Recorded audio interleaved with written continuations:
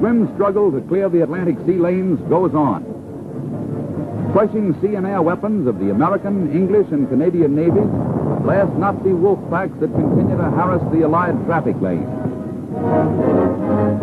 A slinking raider comes to the surface and is sighted. Unaware of impending danger, the U-boat moves in for the kill. The veteran crew of a United States Coast Guard cutter attacks. The submarine fires its last telling shot.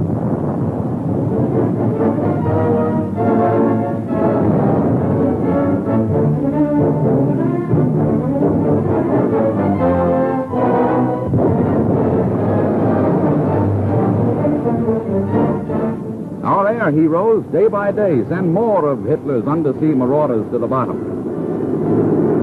Another U-boat has just been sunk. What remains of its crew struggles for life. Often they perish, but sometimes they surmount the rigors of surging seas and are picked up by Allied warcraft. Their next stop is an internment camp. The fatal end of what once was one of the world's largest navies. The French fleet fails to heed the plea of the Allies to escape to North Africa, but to prevent the mighty Armada from falling into Hitler's hands, the fleet is scuttled. Magnificent dreadnoughts, cracked cruisers, mighty submarines are burned and blown up before the very eyes of the infuriated Nazis. The fleet dies that France may live again.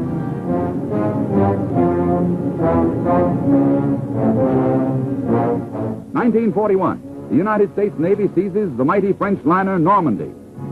1942, fire destroys the once proud Queen of the Atlantic. 1943, the greatest ship salvage operation of all time begins. The Normandy rises again, a new symbol of hope for the France that will rise again.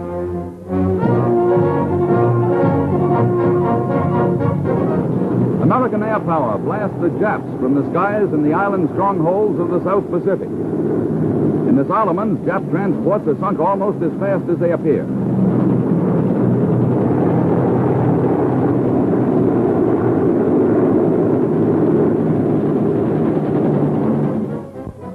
General Douglas MacARTHUR personally commands the terrific struggle to annihilate the barbarous Japs. Again and again, our paratroopers harass the sons of the setting sun. The fighting general flies into battle with our intrepid airmen. Objective reached, the paratroopers bail out. The first four-star general to lead a sky attack. Continuous airborne invasions throughout the South Pacific place MacArthur's men in the rear of the Japs. Their escape is made impossible.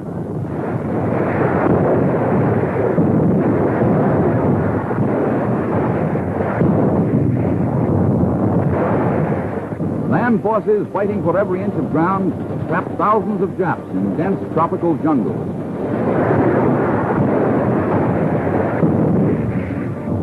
The Mikado's little monkey men are trapped in furious attacks on air bases.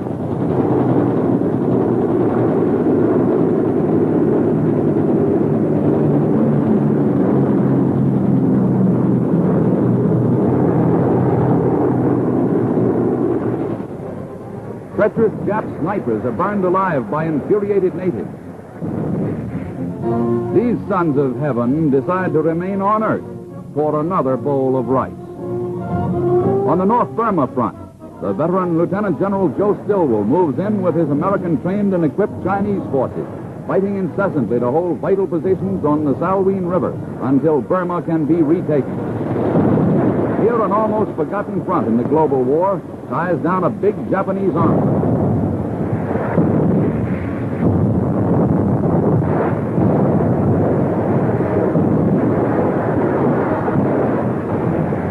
Once defeated by the Japs in Burma, General Stilwell fights on and trains a growing army to reconquer it.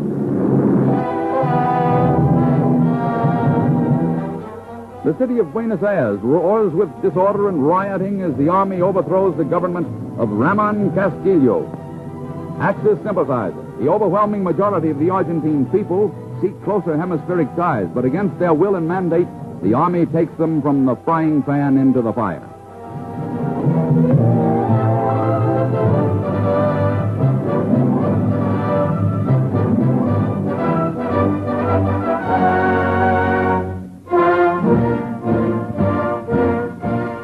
Casablanca, President and Prime Minister salute the men who fight and must win this war. The unconditional surrender of the Axis is planned and perfected by the Joint Military High Command. Surrender of Tripoli brings Mussolini's North African Empire to an end. General Montgomery's heroic army chases Rommel's Africa Corps from the gates of Egypt.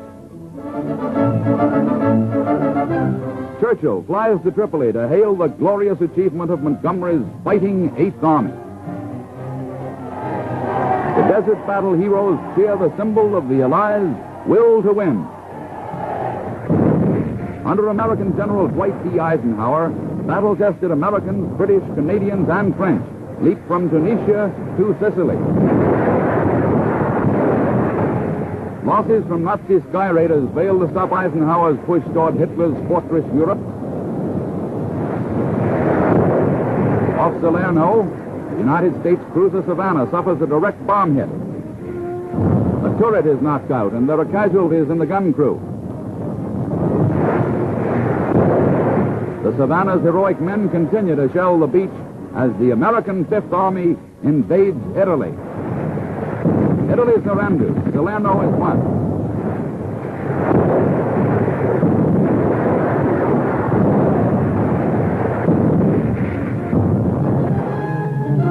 Allied armies march on Naples and Rome to tear down the double cross of continental Europe.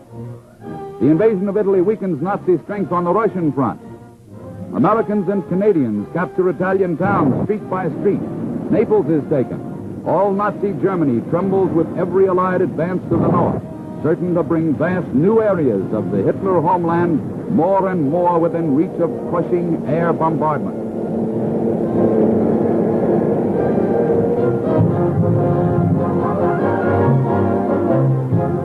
Terror grips every German city when British and American bombers roar over those white cliffs of Dover and cross the Channel to the coast of conquered France. The shattering air offensive reaches a terrific feat such as the world has never known.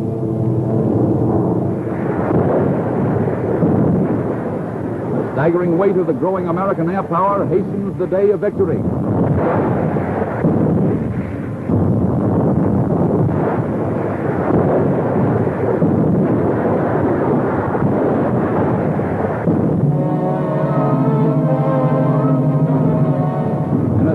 Offensive sustained a tremendous tempo for months. The avenging Red Armies sweep the Nazis out of the Ukraine and into a catastrophe that shakes all Germany to a sinister foundation. They shoot down counterattacking Nazis with savage joy. The passionate fury of the Soviets is symbolized by the flaming banner of fire and steel under which they fight. Here on the crimson Russian steppes of the Dnieper River bend, Hitler's hordes are annihilated as powerful red spearheads seal the fate of thousands of German troops.